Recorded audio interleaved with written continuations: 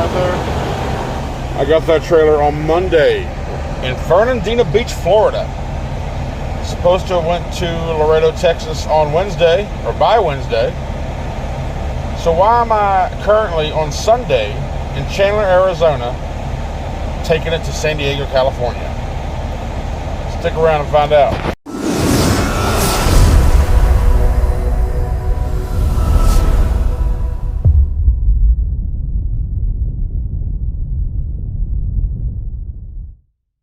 Alright, so let's go back in time a little bit. Let's start with Monday, where this whole adventure started.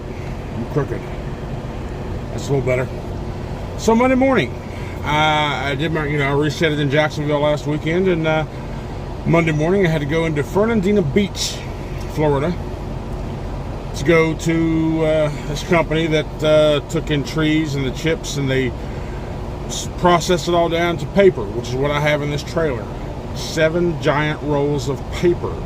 This paper is to make containers like your frozen dinners and your box of crackers, whatever. Anything cardboard box comes in through the grocery store or anywhere for that matter. Not really grocery store per se. I don't really know exactly what this company is going to use it for, but any cardboard packaging is what this paper is used for. So when I drop the empty, I got to clean it out. Then I go to find my loaded trailer, which is in the lot waiting for me. Upon inspection of this loaded trailer, the number 1 tire for the trailer, which would be the number 11 tire overall, which is basically the driver's side front outer tire on the tandems of the trailer. It was just all messed up. It was just all, it was on the rim, it was holding air, but there was chunks taken out of the chair, out of the tread. It was a retread anyway. There was just chunks all around the tire. Just it wasn't roadworthy. And I'm just like, it's the yard dog strikes again, right? Because they don't always wait for that brakes to release on the trailer before they start moving it around. They'll drag it, and they're like, it'll release eventually. Well, that's what causes the damage to the tires. So I waited 5 hours. 5 hours. Let me show you this clip that I posted on TikTok. That's how long I've been waiting. And he's been here about 5 minutes. So we're probably looking at 30 minutes or so. So 5 hours total. I now have 5 hours left of my 14, which would be 9 o'clock. I will not drive that late, so realistically I got 3 hours on my day to find out where I'm going to park. Bad start for what would have been a great week. Started off the week off my fresh 34 with a 1,300 and some odd change mile trip. Losing 5 hours for a damn tire that I know the yard jockey's just ruined. So once he got there, 10 minutes, he was done. It wasn't no big deal. Well, it was a big deal. Because I essentially lost 300 miles of driving time that day. So the original load was scheduled to be in Laredo, Texas on Wednesday afternoon. But where I had lost 5 hours drive time, 300 miles essentially, I was no way I was going to make it before the end of day on Wednesday. So we pushed it back to Thursday. So I drive Monday.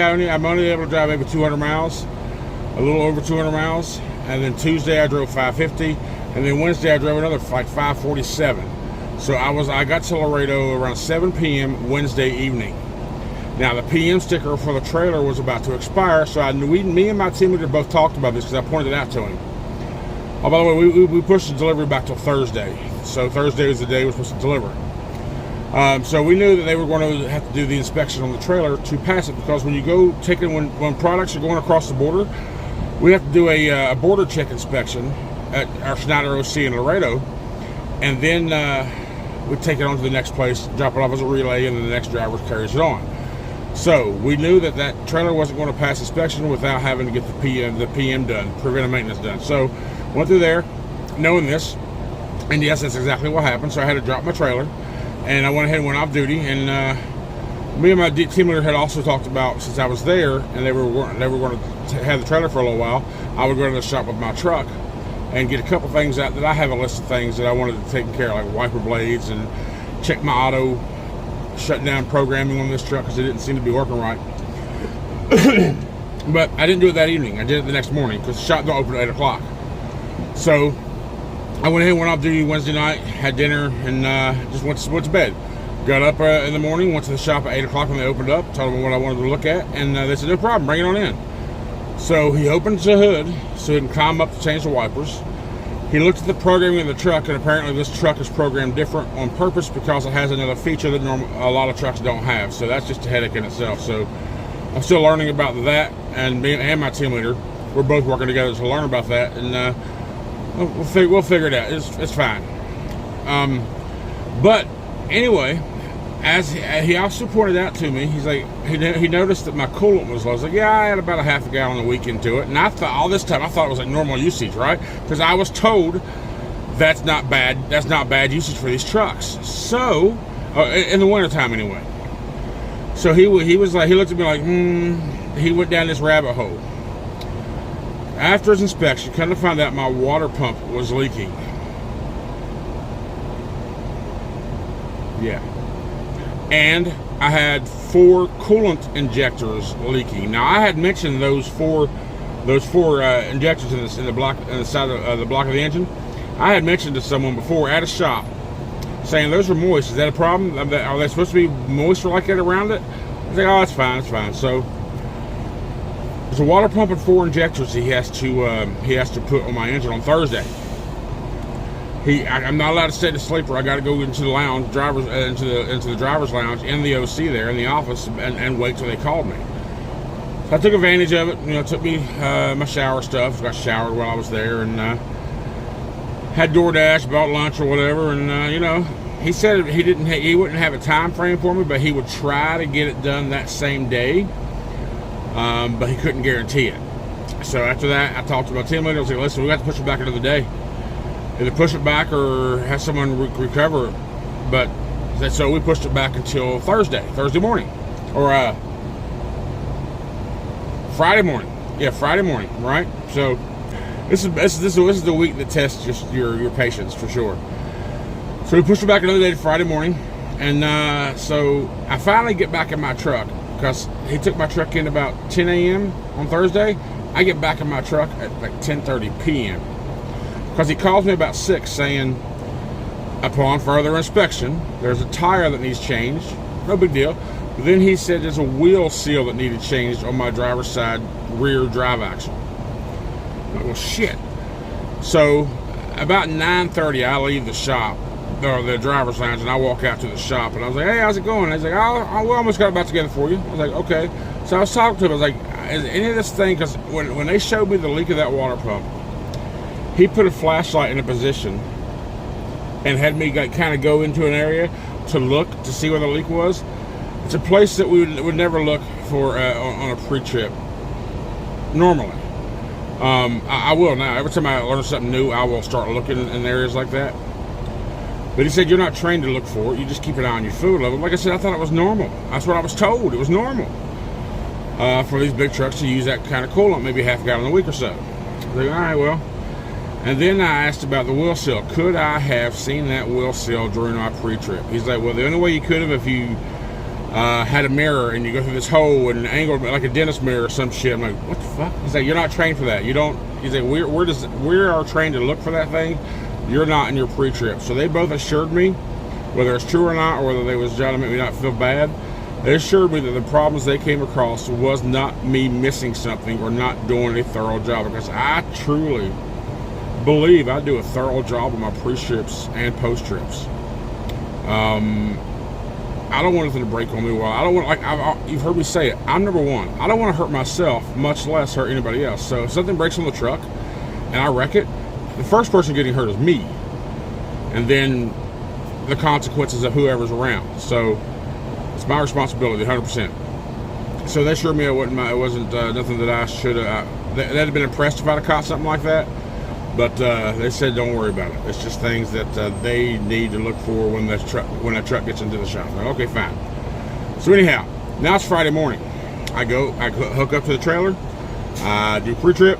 I go to the delivery, right? and this is Friday. This delivery should have been there Wednesday, and I've had this trailer since Monday. Only one delivery, only one load this week. So I get to where I was supposed to go. I pull up to the guy because they open at 9. I get there about 10 minutes till 9. Me and a couple other trucks are waiting for the gates to open. One guy goes in, we go in order. There was somebody there first, and I was second. There was 2 behind me, so yeah, we went in order. So I get in, I hand him my paperwork. He tells me to cut the seal, so I get ready to go to the back and cut the seal. He went, whoa, wait a minute, this is not my trailer. I'm like, what do you mean this is not your trailer? It's like, I only handle trailers going to Monterrey, Mexico. Yours is going to Tijuana. I'm like, are you sure? He's like, absolutely sure. I was like, my delivery's just coming. I was like, I understand.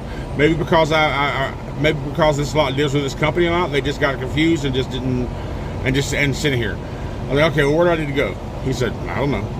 I was like, I'm like, oh my God, let me get rid of this load. It's aggravating the hell out of me. I've only had one this week. And this is Friday at this point, and I've only got like 1,400 miles. I'm like, holy shit, now what? So I pull off of his lot onto the side of the road, right there on his down his drive. I call my TL, my team leader. I'm like, listen, here's what he said. They was like, my God. So he's like, hang tight, let us figure it out. We'll get a hold of customer service, and we'll tell you what to do. After a couple hours, this is now around noon when I get this phone call, 12:30 or so. He's like, you wouldn't mind going to San Diego, would you? I'm like, hell no, I wouldn't mind. My next load was supposed to go from Laredo to Paris, Kentucky, which would have been 1,300 miles anyway. And I was like, well, from where I'm at to San Diego is another 1,300 miles, so no matter whether I go west or north, it's 1,300 miles on top of me. So he's like, fine, take it to San Diego. He said, make sure you got chains on the truck because you're required to have them when you're in some areas you're going, and don't forget the California 40-foot rule, which I already had that stuff in my head when he said the chain part. I didn't realize it was a requirement in California, but I thought he just mentioned it because of the recent snow Cali has had. But no, it's just required to have it on the truck whether you need it or not. But the 40-foot rule I had in mind, and I haven't changed them yet because I'm currently in Chandler, Arizona on my reset. Because I had to get this reset stuck in sometime this weekend, and then I'll deliver this tomorrow afternoon. I'm only 350 miles from San Diego in Chandler, Arizona, right outside of Phoenix. I tried to make it to Phoenix, but I ran out of time last night. I had 11 minutes to go. I mean, it was a perfect day. I drove 647 miles yesterday, personal best for me. I was shooting for 674 because that's what it was going to take to get from where I slept the night before to the Phoenix OC, 674, and I would have made it with like 4 minutes to spare, but I had flawless driving. It was perfect. I was top speed all day long until I got 20 miles from Phoenix here in Chandler. I-10 turned into a parking lot and just kept slowing and slowing, and I was like, fuck. So I had 11 minutes on my clock. I pulled off of this Love's here off exit 62 here in Chandler, Arizona, and there's no parking at the Love's. There wasn't, and I turned my drive time off because I still had 14 hours. I still had time on my 14, but I didn't have any. I only had 11 minutes left of my 11 drive time, my 11-hour drive time. So I called hours of service department. So listen, is there any way I can get like 20 more minutes to make the rest of this trip to Phoenix? Because you always want to reset at the OC. You got laundry, you got showers, you got courtesy car, you got all kind of stuff. Because I was wanting to go, and I still might go to T-Mobile so I can get that hotspot. And I need to go to vape shop because I'm about out of vape juice. And I already had my Walmart order delivered to me here this morning, so that's fine. But I still might just call a taxi here in just a little bit.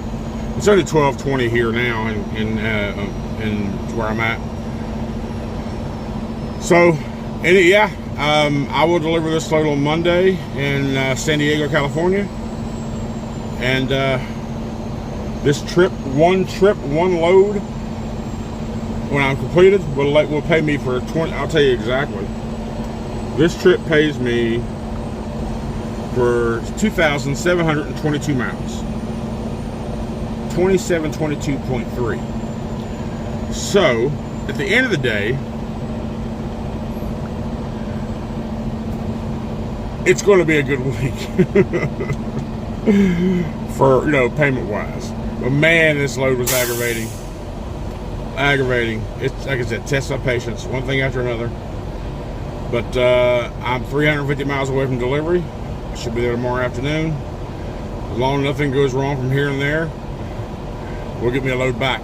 He's like, get over there, because my leader was like, take your reset this weekend, deliver this load Monday afternoon, so I can get you something and bring you back home, or get me back east, right? So, which is great, because I am going to go ahead here in a couple of weeks. I'm going to go ahead and go back home I'm taking a week off, so I can go home, unpack my house, put everything in storage, and just let the house go back to the landlord. I talked to the landlord, he's okay with it. Granted, he likes getting his free rent every month, but I'm tired of paying for rent and utilities in a house that I'm not staying in, because my money is not saving up as fast as I want it to. So my move is going to take longer. So once I get rid of that expenses of that house, that's just extra money going to my savings. That much more money going to my savings. So yeah, so that's it. One hell of a week for me. One load, one giant week. I don't care if I get one load or 5 loads a week. If my miles go up between 2,300 and 2,800 a week, I'm happy with that. I'm good with that. So that's my week. Hope you all have had a great one, and I hope you all have a great one this week as well. Thanks for watching. See you next time.